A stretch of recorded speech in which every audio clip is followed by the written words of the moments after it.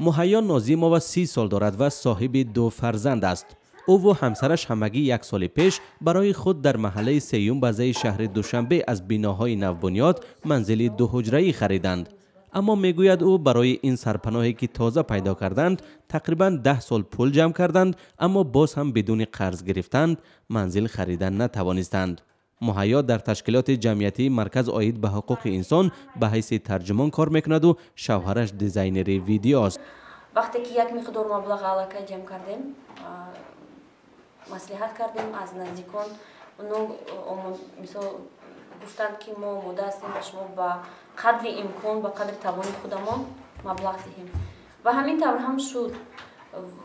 یک قسم مبلغ رو باز اماکی من دادن و یک قسم مبلغ دیگر رو یک برادر خواندی شوهرم که بسیار آدم خوب است.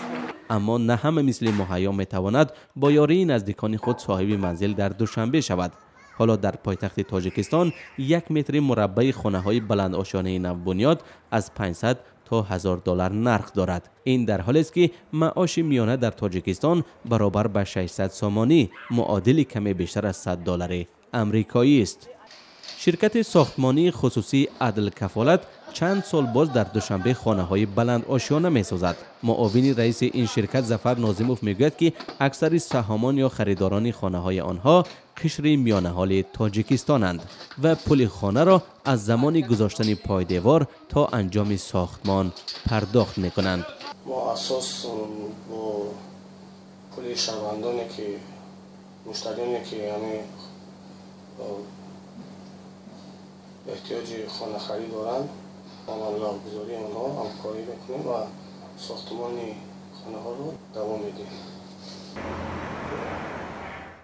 بنیاد خانه های بلند آشیانه استقامتی در پایتخت تاجیکستان حدوداً در 8-10 سال اخیر سرعت تازه کسب کرد. در طول این سالها مهاجران کاری سالانه به کشور تا 4 میلیارد دلار وارد میکردند و این سطح زندگی مردم را تا اندازه بالا برد. این قشر اهالی بازار گرمی را برای شرکت های ساختمانی به وجود آورد. اما در 2 سال اخیر بنابر شدید شدن قانون های مهاجرت در روسیه و اخراج شدن بخش های نظررس مهاجران، طلبات به خانه های نوساخت نیز کاهش یافته است. حالا این خانه ها را عمدتاً آنهای خریداری میکنند که معاش خوب و یا پسنداز خوب دارند. ما میبینیم که اوربانیزاسیا یعنی شهرنشینی زیاد شده ایستاده است یا رورالیزاسیا کم شده است. این معنی دارد که آنها خانه های قشلاق خود را فروختن به شهر میان همون یک خانه گرفتن. یعنی اسلوب یک چیز را فروختن، بالای اون زم کردن و خریدن هست. اما اون نفری که چیزی ندارد، مانند یک نفری که خوب دانشجو هست یا اینکه عالم هست یا اینکه معلم هست، او این امکانیت ندارد. پس باید چیکار کند؟ حتما اجاره میشیند و من باوری دارم با اون معاش و با اون درآمدناکی که تقریبا 10 ساله آینده داشته باشه هرگز و هرگز صاحب خانه شده نمیتواند. بعضی کارشناسان انتظار دارند کاهش ارزش روبل روسی و بالاروی قرب دلار به بازار خانه های زمانوی در تاجیکستان تأثیر خواهد گذاشت.